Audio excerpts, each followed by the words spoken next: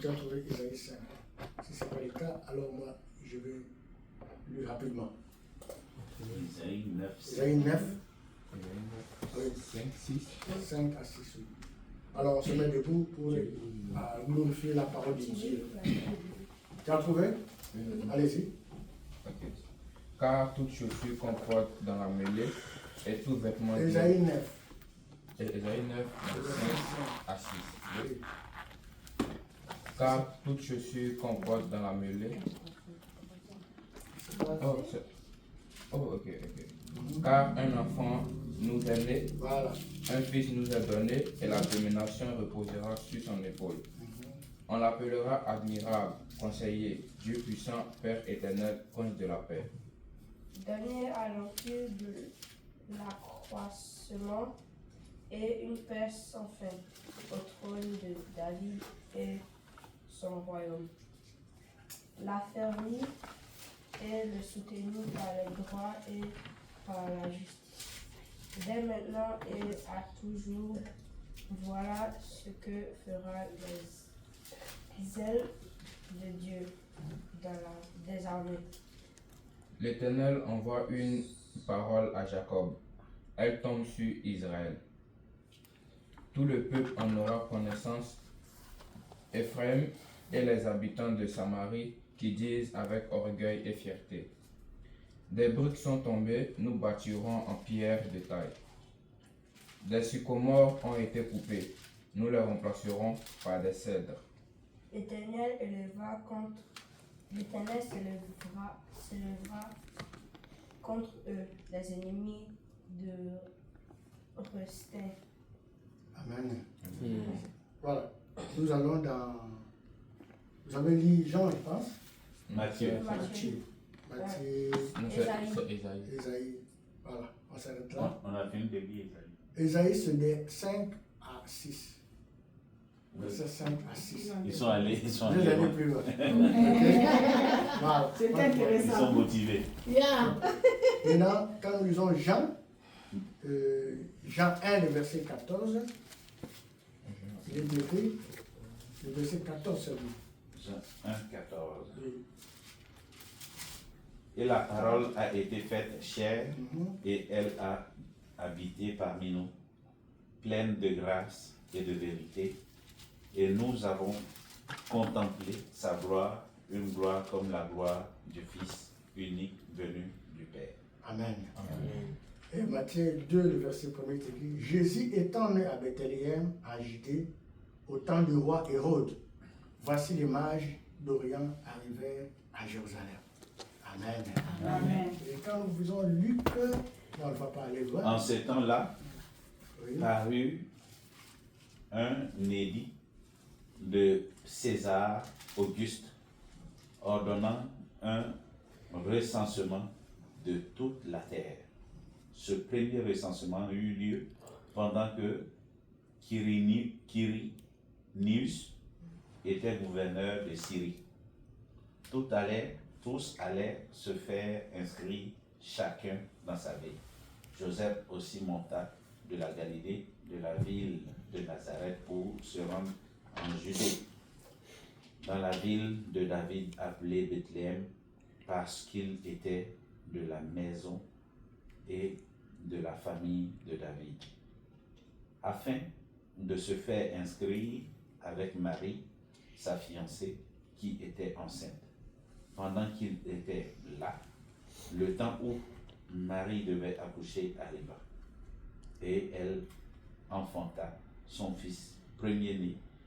Elle la maillota, c'est-à-dire l'emballa, la maillota, et le coucha dans une crèche pour qu'il n'y ait pas de place pour eux dans l'hôtel.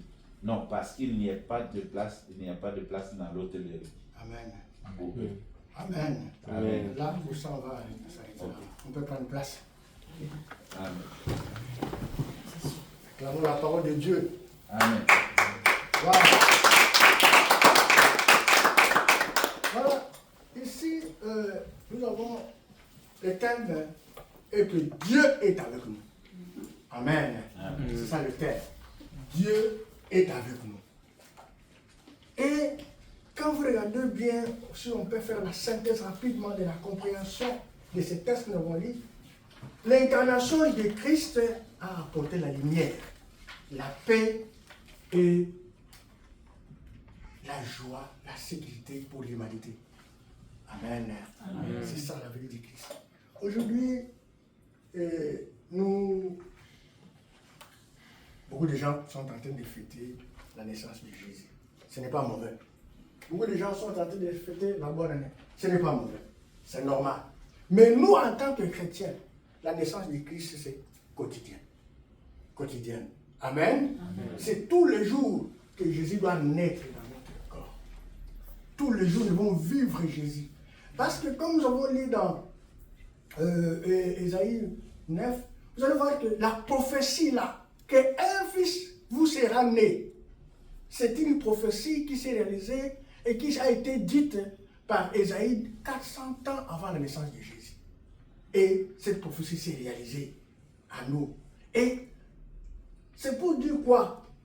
Que Dieu lui-même descendrait, prendrait la forme de l'homme pour venir sauver quoi? L'humanité. Donc Jésus est avec nous tous les jours, nous devons le vivre. Chaque jour, nous devons manifester sa présence dans nos vies. Dieu est entré dans l'histoire de chacun de nous pour venir nous amener, sauver, nous sortir des ténèbres. Voilà pourquoi nous devons célébrer Jésus tous les jours. Sa naissance tous les jours. Amen. Amen. Même si les autres célèbrent, ce n'est pas mauvais. C'est le dogme que les gens ont initié pour penser un jour, pour penser à la naissance de Jésus. Mais nous, en tant que chrétiens, ne devons pas célébrer Jésus seulement un seul jour pour penser à sa naissance, c'est tous les jours. Et d'ailleurs, dans la Bible, nous chrétiens devons célébrer Jésus, comme je le dis, tous les jours. Pourquoi? Parce qu'il n'existe même pas le nom de Noël dans la Bible. Nous ne devons pas marcher selon les autres. Mais ce que Noël existe pour nous, les chrétiens, c'est la fête des enfants. Amen. C'est la fête que les enfants doivent se réjouir parce que l'État a institué ça. Donc nous devons considérer ça comme la fête de quoi? Des enfants qui doivent se réjouir comme tous les autres enfants. Parce que vous allez vous rendre compte, même ceux-là qui célèbrent Noël avec pompe, vous allez voir que ce sont les mêmes personnes qui ont fêté les morts, ce sont les mêmes gens qui fêtent encore Noël. Donc vous voyez que c'est une fête de tout le monde. Nous devons être différents. Nous devons commémorer Jésus tous les jours, quand bien même nous nous rappelons et nous communions avec les autres. Mais nous devons le faire d'une manière différente. Amen. Pour ne pas être dans la confusion avec ceux qui profitent de ce moment-là pour faire de n'importe quoi. Voilà. Même la fête de la fin de l'année, nous ne fêtons pas comme tout le monde. Nous nous rendons grâce à Dieu. Amen. Amen. Nous nous réjouissons en Jésus parce qu'il nous a gardés pendant le début de l'année jusqu'à maintenant. Ça ne doit pas passer comme ça. Nous devons nous réjouir. Nous devons fêter en tant que chrétiens. Parce que quand nous fêtons comme les autres pendant cette fête, ils font du n'importe quoi. Ils font tout ce qui n'honore pas Dieu. Vous comprenez un peu ça? C'est pourquoi il faut que nous soyons différents d'eux. Nous puissions fêter la fin de l'année dans la présence de Dieu, dans la reconnaissance de ce que Dieu a fait dans nos vies. Quand suivant tout ce que nous avons dit, nous avons parcouru, nous avons dit que Dieu est avec nous. Ça veut dire quoi? Le premier point que nous devons retenir sur tout ce que nous avons parcouru est que Dieu accomplit ses promesses au temps fixé. Amen. Amen. Dieu accomplit ses promesses au temps fixé. Nous avons lu dans Ésaïe. C'était déjà fixé à longtemps. Qu'un fils nous sera qui? Nous sera né. Ça faisait très longtemps. Les gens attendaient. Les gens regardaient. Mais cette promesse-là, quand ça va s'accomplir? Les gens disaient, mais depuis ce temps-là, quand ils ont vu Jean-Baptiste, ils ont dit, mais c'est toi qu'on avait promis. Jean-Baptiste a dit, non, ce n'est pas moi. Amen. Jean-Baptiste a dit, non, ce n'est pas moi. Donc, c'est pour dire que Dieu accomplit ses promesses au temps fixé. La prophétie de Dieu s'accomplit toujours avec précision. Amen. Amen. La prophétie de Dieu s'accomplit toujours avec précision. Même dans ta vie, même ce que Dieu a planifié dans ta vie, même si ça prend du temps, reste là, attends. Ça va s'accomplir avec plus de précision. Tu seras m'étonné. Amen. Le retard apparent dans la prophétie de Dieu, ne signifie pas l'oubli. Acclamons le Seigneur. C'est que tu trouves que c'est du retard. Toi, tu vois, la prophétie là de Dieu ne s'accomplit pas chez moi. Comment ça traîne? Comment je souffre? Comment la persécution? Comment ce que Dieu m'a dit? Je me dis dans la parole de Dieu. Il m'a dit, le projet qu'il a formé pour moi, le projet de bonheur et de paix. Mais pourquoi je ne vois pas la paix? Pourquoi je ne vois pas le bonheur? Cela ne signifie pas que Dieu a oublié. Ça va s'accomplir. Amen. Amen. Il avait promis, mais ça s'est accompli. Voilà pourquoi Galates 4:4 nous dit ceci. Mais lorsque le temps a été accompli, Dieu a envoyé son fils né d'une femme, né sous la loi. Lorsque le temps a été accompli. Donc quand Dieu nous promet, soyons patients. Amen. Amen. Soyons patients. Ça va s'accomplir. Même si nous nous trouvons dans des temps d'incertitude, des situations de confusion dans nos vies, des situations de peur de l'avenir, des situations compliquées que nous pouvons parcourir, même ici, partout, même en classe, au travail, partout, en famille. Nous devons nous rappeler, toi et moi, nous devons nous rappeler que la souveraineté de Dieu est sur ton histoire, est sur mon histoire, et aussi sur mon avenir, et aussi sur ton avenir.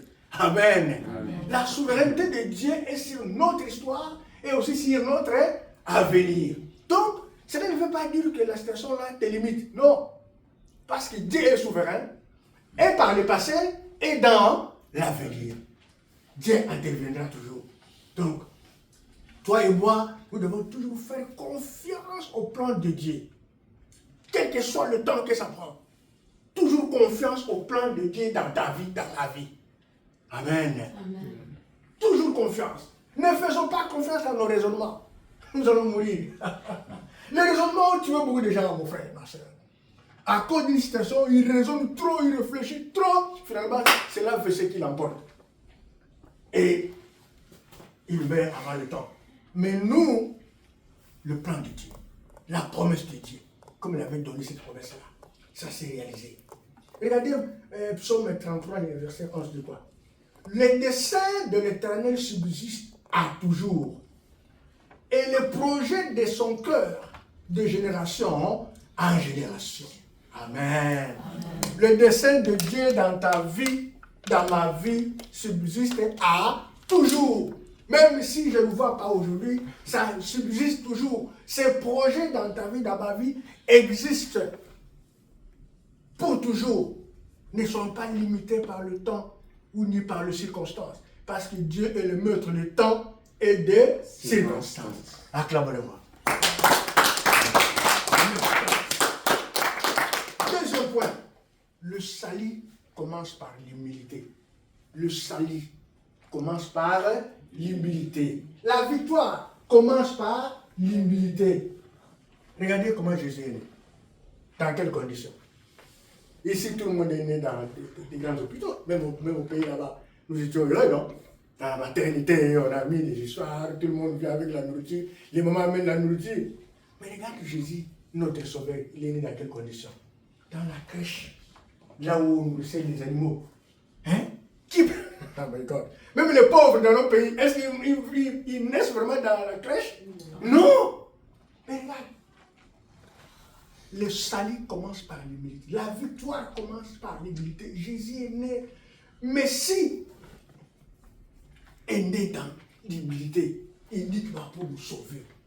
Pour nous sauver la vie. Dans la simplicité. Il n'est pas né dans des conditions heureuses. Dans la simplicité. C'est pour ça, Matthieu 5, le verset 3 dit, heureux le pauvre en esprit, car le royaume des cieux est en eux. Amen. Amen. En esprit, le royaume des cieux est en eux. Celui qui est né dans la crèche, c'est lui que nous adorons aujourd'hui. C'est celui-là. Mais nous avons aimé naître dans des conditions normales. Mais regarde, celui qui est né dans la simplicité, c'est celui-là que nous adorons. C'est celui-là que nous adorons. nous devons mener une vie très simple. Mais tout en étant consacrés à Jésus-Christ. Amen. Nous devons vivre comme Jésus. Simple, mais tout en étant consacrés à Dieu. Ça veut dire en menant une vie de sanctification, de sainteté, dans la simplicité. C'est alors que Dieu va nous élever, comme il a élevé Jésus-Christ. Amen. Même si on est dans des problèmes, des difficultés, situations, non, pas d'orgueil, pas quoi que ce soit. Soyez simple, humble, dans la consécration, dans la prière, dans le jeûne, cherchant la face de Dieu. Et Dieu va faire quoi? Il va nous élever, comme Jésus, qui est né dans des conditions compliquées, bizarres. Il allait même être infecté là-bas, avec des tétanos. C'est quoi encore les microbes là? Quand le cochon mange là, il y a des vers là. Vous avez oublié parce que vous êtes au Canada. Amen. Il y a les vers intestinaux là qui sont emportés par le cochon. Hein? Quand vous consommez ça, souvent les gens quand ils mangent très mal. Donc il allait être même, la typhoïde allait même les torturer là-bas. Mais regarde, nous devons être fidèles. Nous devons placer notre vie en Dieu. Nous ne nous comparons jamais avec les autres. Amen. Jésus ne s'est pas comparé avec ceux qui étaient dans les hôtels. Ceux qui ont trouvé des endroits dans les hôtels. Marie est allée dans la crèche. Il n'y avait pas de place où nous avons médité, nous avons lu ici. Dans la crèche. Ne nous comparons pas. Là où nous nous trouvons, là, Dieu va nous élever. Amen. Regarde ce que Dieu dit dans la parole de Dieu ici, dans Zacharie 4, 10. Car ceux qui méprisaient le jour des faibles commencements se réjouiront en voyant le nouveau dans la main des Zérubabel. Ces sept sont le yeux de l'Éternel qui parcourt toute la terre. Tu vois, donc nos faibles commencements là, les gens qui nous méprisent là, parce que nous nous retrouvons dans des situations faibles, misérables, de faibles commencements, un niveau petit, demain, ils verront de nous autrement. Amen. Amen. Ils vont dire le Seigneur est merveilleux. Ils vont proclamer le nom de Dieu. Je me rappelle encore quand j'étais en train de passer des moments de difficulté au Bénin là-bas. Les gens, ils m'ont méprisé. Je me sentais faible, sans force. Mais lorsque je suis arrivé ici et que je leur ai dit que non, Dieu a fait grâce, tout le monde a dit, ah, Dieu est grand. Même ceux qui m'insultaient. Ils ont dit Dieu est grand. Même ceux qui se connaissent moi. Ils ont dit Dieu est grand. Amen. Voilà, toi aussi. Même si tu es dans des situations compliquées là, aujourd'hui là, t'en fais pas. Demain, ils vont dire, ah, ce monsieur là, vraiment Dieu est grand. Amen. Ils vont t'acclamer, ils vont dire, ah, tu as persévéré. Hein? Oui. Voilà. C'est comme ça. Donc, nous devons persévérer dans la présence de Dieu, comme Jésus. Nous devons nous humilier dans la crèche. Mais aujourd'hui, c'est toutes les nations qui l'adorent. Même les païens l'adorent, même s'ils ne le connaissent pas, même s'ils ne comprennent pas qu'ils l'adorent, mais ils adorent quand même. Amen. Vous avez vu, non? Ils ont mis, oh, naissance de Jésus, oh, Noël, oh, même s'ils ont adoré les démons, on s'en fout. Mais ils se sont rappelés de qui? De Jésus. Donc Jésus a toujours été glorifié. Même les mages là, nous avons dit que les mages sont allés voir Jésus, sont allés chercher Jésus. Les mages là, ce sont des prêtres, ce sont aussi les gens là qui étaient les philosophes, les athées, qui cherchaient à savoir les signes de temps, qui cherchaient à vérifier l'histoire, qu'est-ce que l'histoire dit, qui cherchaient à pronostiquer, qui cherchaient à faire des pronostics du monde, de la vie. Mais tous ces gens, les démoniaques, sont allés chercher à voir qui? Jésus-Christ. Amen. Même les démoniaques, même les méchants, ceux qui te persécutent là, ceux qui te compliquent la vie, ils viendront te chercher pour voir, ah, c'est bien dit. Amen. Acclamons le roi des rois. Sont allés adorer Jésus. N'ayez pas peur des épreuves, mon frère, ma soeur. N'ayez pas peur des événements. Mais Jésus a été persécuté. Regarde, même à sa naissance, il y a eu l'opposition. Hérode s'est soulevé pour chuter. Parce que quand les mages lui ont dit que non, le sauveur est né. Et on dit, ah bon? Le roi des rois est dit, oh, donc il va me remplacer. Il y a une opposition. Donc, ne regrettez pas lorsque les gens se lèvent contre toi. Lorsqu'il y a l'opposition, ne regrette pas parce que tu as Jésus avec toi. Amen. Amen. Les mages l'ont vu. Et nous, on a dit, vous avez vu quoi? Oh, nous avons vu nous allons voir le roi des rois. Même les bergers. Regarde Jésus. Il se manifeste aux hommes simples.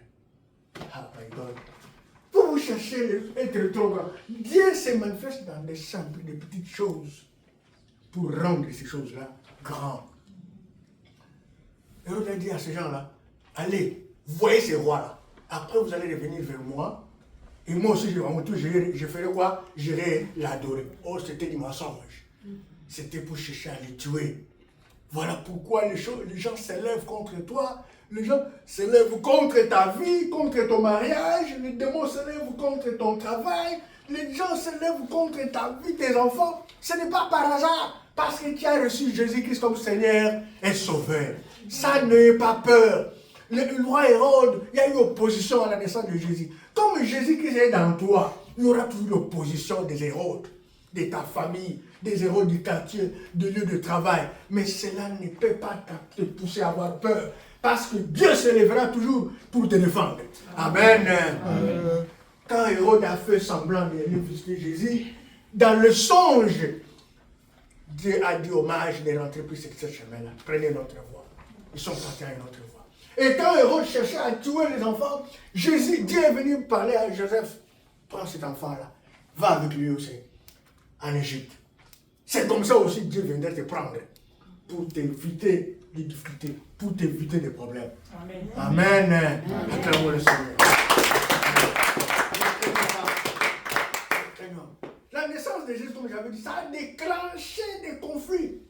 Ça a déclenché l'opposition. Ça a déclenché tout. Mon frère, ma soeur, là où Christ apparaît, Satan aussi réagit. Réagit et s'oppose toujours. Waouh! Même ici, nous avons commencé cette histoire. Satan aussi réagit déjà. Il s'oppose. Pourquoi ces gens-là veulent créer leur assemblée pour glorifier le Seigneur? Mais quand vous allez voir des tiraillements, non, ne vous étonnez pas. Moi, là, je m'étonne de rien. Amen. Amen. Je m'étonne de rien. Moi, je m'en fous des songes. Je m'en fous des rêves. Oh, je me suis retrouvé au village. Je m'en fous de ça. Oh, j'ai rêvé mari de nuit, femme de nuit. Je m'en fous de ça. Oh, je me suis vu dans le trou. Je m'en fous. Tout ça parce que Jésus est en moi. Parce que Jésus est en vous. Amen. Amen. Quand tu vois un rêve comme ça, tu vois même ton oncle qui est mort il y a longtemps dans ton rêve. Dis seulement le matin, Seigneur, quand je dormais là, j'étais sous ton ombre. Tout ce qui s'est passé là, toi tu as vu. Donc ce n'est pas mon affaire, c'est ton affaire. Amen. Amen. Tu confesses la foi. C'est fini. N'ayez pas peur. N'ayez pas peur. Hérode voulait tuer Jésus, mais ça n'a pas marché. Amen. Amen. Le plan de Dieu triomphe toujours dans nos vies. Amen. Amen. Ça peut prendre le temps que ça peut prendre, mais ça finira par se réaliser. Nous allons triompher toujours. Ne vous en faites pas. En face des combats de notre vie, si tu es attaqué après une percée, après une victoire, si tu es attaqué parce que tu as été béni, tu as obtenu quelque chose de très bien qui a réjoui ton cœur, sois vigilant. Amen. Amen. Quand tu as obtenu un miracle, tu as obtenu un travail, tu as obtenu quelque chose de très bien, ne sois pas distrait, soyez vigilant. Protège ce que Dieu a fait naître dans ta vie. Soyez vigilants. Vous avez vu, non? Jésus est né, Hérode s'est soulevé, mais la vigilance de Joseph, c'est quoi? C'est de prendre de Jésus et de faire quoi? De fuir. Nous aussi devons être vigilants. Parce que chaque fois que nous serons bénis, l'ennemi sera toujours là à côté pour chercher à détruire notre bénédiction. Nous devons toujours être vigilants. Restez là où Dieu nous a placés. Ne craignons rien. Amen. Amen. Quatrième point, Jésus est la paix incarnée dans le monde troublé. Jésus est venu pour incarner la paix dans nos vies. dans ce monde troublé où nous sommes. Jésus n'a pas supprimé immédiatement le conflit dans le monde quand il est venu. Non, il n'a pas supprimé. Mais il a apporté la paix intérieure et éternelle. Amen. La venue de Jésus, la naissance de Jésus dans notre vie, c'est pour la paix éternelle. C'est pour la paix, pour la lumière. Nous devons marcher dans la lumière. Regardez, il a dit quoi? Dans Jean 14, 27, il a dit, je vous laisse ma paix, je vous donne ma paix. Je ne vous donne pas comme le monde donne, que votre cœur ne se trouble point et ne s'alarme point. Voilà, mon frère, ma soeur, Jésus n'est pas né dans ton cœur, dans mon cœur, pour que nous soyons encore dans le trouble, à cause des événements, à cause des situations. À chaque fois, en face des combats, dans ta vie, dans ma vie, demande à Dieu de remplir ton cœur de sa paix. Amen. Amen. Amen. Remplis ton cœur de sa paix. Quand tu es rempli de la paix, même le diable va prendre le fuite. Parce qu'il te voit. Le diable fait quoi? Tu sois troublé, tu sois frustré, tu sois dans l'anxiété, tu sois dans le stress. Maintenant, quand toi tu demandes la paix de Dieu et que Dieu te remplit de paix, le diable va disparaître. Il va fuir. Ne vous étonnez pas quand vous voyez quelqu'un vous disputer, quelqu'un vous crée des problèmes, c'est le diable qui l'utilise pour vous créer des confusions. Mais vous là, invoquez la paix de Dieu. Comme il est écrit quelque part, que la paix de Dieu qui surpasse toute intelligence garde ton cœur et garde ton âme en Jésus-Christ. Amen. Amen. Nous terminons que la venue de Jésus, Jésus nous a amené la lumière. Et la lumière pour chasser quoi? Les ténèbres. Jésus est la lumière qui chasse les ténèbres. Amen. Les ténèbres ne peuvent pas éteindre Jésus, ni nous qui sommes en lui, Jésus-Christ de Nazareth. Les ténèbres ne peuvent pas régner dans notre vie. Comme il est écrit quelque part, les ténèbres ne régneront pas toujours. Même si tu traverses des choses compliquées, Jésus-Christ qui est né dans ton cœur va chasser ces ténèbres-là. Amen. Il faut seulement avoir la foi. La révélation de Jésus transforme nos cœurs. La venue de Jésus, c'est pour transformer nos cœurs. N'ayons pas peur des événements. Rappelle-toi que Jésus est né pour amener la lumière, c'est pour amener la paix dans ma vie. Quelles que soient les circonstances, quelles que soient les situations. Comme nous avons Jésus, nous avons la paix et nous avons la lumière. Les ténèbres n'ont rien à voir. Même si ça peut venir, ça c'est pas un problème. Mais Jésus-Christ lui-même, il avait dit, vous aurez des tribulations, mais en face des tribunaux, vous n'aurez rien à vous défendre. Moi-même, mon esprit là, mettra dans votre bouche des paroles de sagesse auxquelles personne ne pourra résister devant vous. Amen. Amen. Nous devons croire à ça. Donc, en face de toute situation sombre, c'est pourquoi il est écrit dans Jean 1, le verset 5. La lumière, lui, dans les ténèbres, et les ténèbres ne l'ont point reçu. Il est écrit encore dans Ésaïe 60, le verset 1er. Lève-toi, sois éclairé, car ta lumière arrive, et la gloire de l'Éternel s'élève sur toi. Amen. La gloire de l'Éternel s'élève sur toi, sur moi. C'est pourquoi en face des situations sombres de nos vies, mon frère, ma soeur, lève-toi seulement, cherche la révélation de Dieu. Demande à Dieu de te dire, mais qu'est-ce qui se passe? Que veux-tu de moi, Seigneur? Toi qui m'as envoyé dans cette terre de vivants pour jouir de la joie, de la paix. Qu'est-ce qu'il y a? Lève-toi dans la prière. Ne sombre pas dans les soucis. Ne sombre pas dans le regret. Ne sombre pas dans les lamentations, ni dans la crainte. Lève-toi, je dis, lève-toi, sois éclairé. Cherche la révélation de qui? De Dieu, dans cette situation-là. Au lieu de commencer de continuer à murmurer. Non, tu dois te lever et demander à Dieu de t'éclairer, de te montrer quelle est la raison de ces problèmes. Amen. Amen. Dieu a dit dans sa parole, ce qui est caché est à Dieu, mais ce qui est révélé est à nous. C'est à toi et à moi de demander à Dieu. Nous allons conclure pour dire, l'incarnation de Jésus n'est pas seulement un événement historique. L'incarnation de la naissance de Jésus n'est pas un événement historique.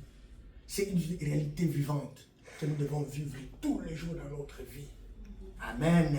Amen. Dieu est descendu pour que nous soyons relevés pour nous relever. Nous étions trop bas dans la tradition, trop bas dans le péché. Jésus est venu nous relever, nous sortir des ténèbres. C'est pourquoi il est descendu. La lumière est venue, il brille encore dans nos vies aujourd'hui. Ce n'est pas les temps passés, mais tous les jours dans notre vie.